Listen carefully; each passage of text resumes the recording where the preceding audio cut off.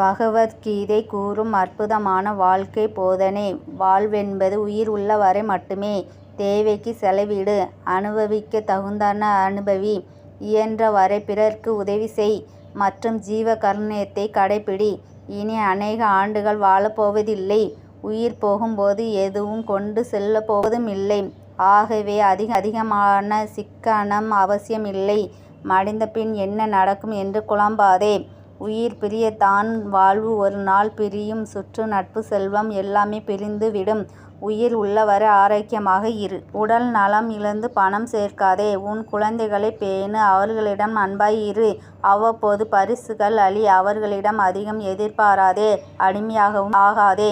பெற்றோர்களை மதிக்கும் குழந்தைகள் கூட பாசமாய் இருந்தாலும் பணி காரணமாகவே சூழ்நிலை கட்டாயத்திலே உன்னை கவனிக்க இயலாமல் தவிக்கலாம்.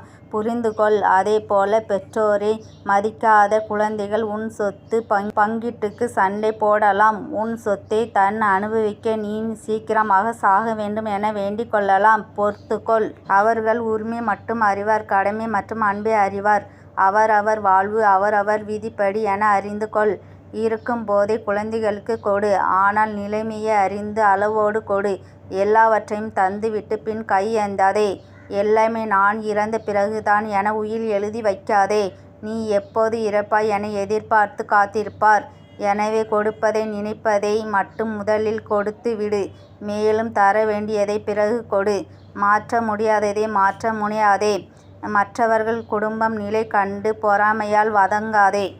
அமைதியாக மகிழ்ச்சியோடு இரு. பிறரிடம் உள்ள நற்குணங்களை கண்டு பாராட்டு. நண்பர்களிடம் அளவளவு நல்ல உணவு உண்டு, நடைப்பயிற்சி செய்து உடல் நலம் பேணி இறைபக்தி கொண்டு குடும்பத்தினர் நண்பர்களோடு கலந்து உறவாடி மனம் நிறைவோடு வாழ். இன்னும் 20, 30, 40 ஆண்டுகள் சுலபமாக ஓடிவிடும். வாழ்க்கை கண்டு களி. ரசனையோடு வாழ். வாழ்க்கை வாழ்வதற்கே. 4 நண்பர்களை புறக்கணி. மடையன், சுயநலக்காரன், முட்டாள், ஓய்வாக இருப்பவன்.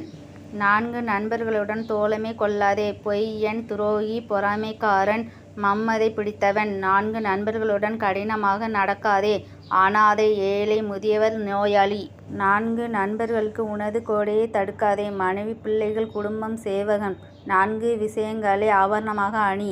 பொறுமை, சாந்த குணம், அறிவு, அன்பு. 4 நபர்களை வெறுக்காதே. தந்தை, தாய், சகோதரன், சகோதரி. 4 விஷயங்களை குறை. உணவு, தூக்கம், சோம்பல், பேச்சு. 4 விஷயங்களை தூக்கி போடு. தூக்கம், கவலை, இயலாமை, கஞ்சத்தனம். 4 நண்பர்களுடன் சேர்ந்து இரு. மன தூய்மை உள்ளவன் வாழ்க்கை நிறைவேற்றுபவன், கண்ணியமானவன், உண்மையாளன். 4 விஷயங்கள் செய். தியானம், யோகம், நூல் வாசிப்பு, உடற்பயிற்சி, சேவை செய்தல். வாழ்க்கை வளம் பெற இத்தகைய செயல்களை கடைப்பிடியுங்கள்.